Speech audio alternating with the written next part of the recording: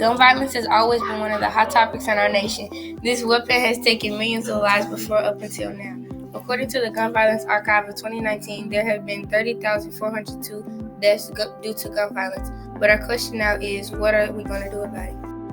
What are your insights about guns and the harm they bring to our nation? Well, a lot of that has to do with how we have guns first. So our firearms are protected by the Second Amendment. So that's the biggest thing. So if we're going to change that, we have to change the Constitution. We have to repeal that Second Amendment. I don't think that's going to happen. I think that a lot of gun ownership in the United States, people want to have their guns. They want to be protected by that Second Amendment. But I think we could do a better job of tracking the firearm sales and the firearm transactions that occur throughout the United States. Why do you think these horrible shootings happen and continue to occur? Well, I think a lot of the issues that happen with shootings and mass incidents occur due to the sensationalism of the media playing on the victims and playing on the offender and really making it a bigger deal than what it is. These are tragedies, they're horrible incidents that occur throughout the country. And I think the hardest thing, especially in our area, is the lack of the penalty.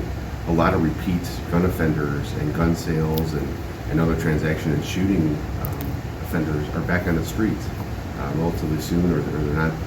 Their penalty isn't being matched with what the law says. The law says, let's say 20 years, and the offender is being released in 10 to 5 years.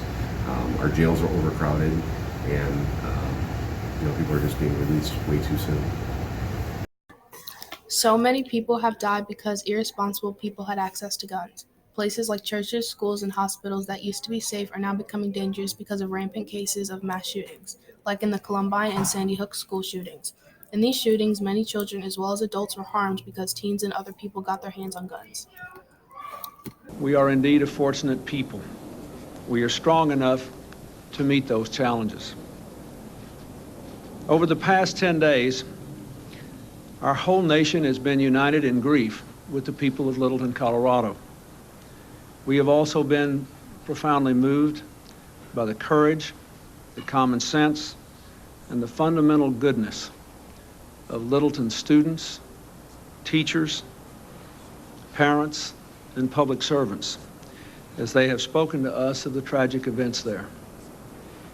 Incrementally, I guess I would say, that feeling, that sort of pang, I first noticed in the parking lot that day, the day of the tragedy. I did not yet comprehend what had happened. I didn't know yet that I had lost a child that day. I was still waiting for her to come out of the building with her class. I had seen my middle daughter had already evacuated safely, and I knew that my oldest daughter was safe on another campus in town.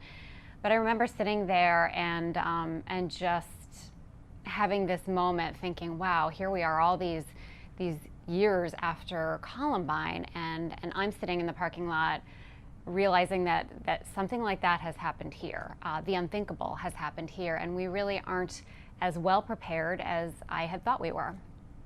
Is the problem the firearm itself or the people who have handled them and why? I really don't believe that the firearm itself is a problem. I think some of the regulation of the firearm is a problem.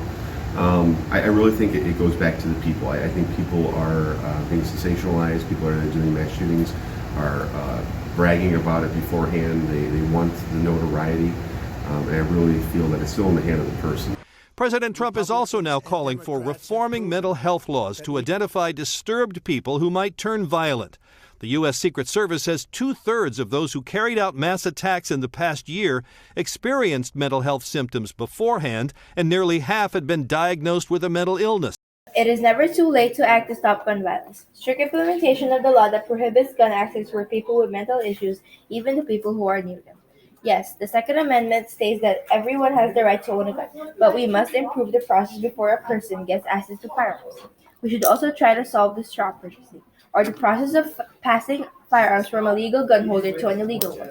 We could put trackers on guns and see if it is still in the hands of the right person. These horrible events that involves guns happens because we either lack the laws and acts or we need revisions to the existing laws.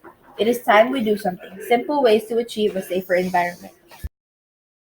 It has been 20 years since Columbine, and children continue to be murdered in their classroom. Unfortunately, we know that the next school mass murder is already out there. It is not a question of if, it is a question of when. We know what can be done to prevent it, and we know what must be done to mitigate the risk of more lives lost. Violence will ever stop in our society. I really wish it would, but I don't think it's going to. But I think we could do a better job of tracking it, tracking gun sales, tracking straw purchasing. Straw purchasing is when somebody comes into a store, buys that firearm legally, and they sell it to somebody who shouldn't obtain the firearm. I think we need a better job of tracking that system, and I think we need a better job of holding these people accountable, the ones that are selling and the ones that are possessing them illegally, and the ones that are committing these crimes, to make sure that they're being held accountable. In conclusion, gun violence in America has gotten out of control, and we are hopeful that one of these candidates may find multiple ways to make it better.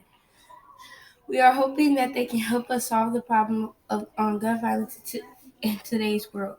People's lives will continue to be taken because of these dangerous weapons or dangerous people. If nobody acts to stop gun violence, then this world will be in a lot more trouble than it's already in. Together, let's make 2020 a year free from gun violence. Together, let's make the world better. 2020 better.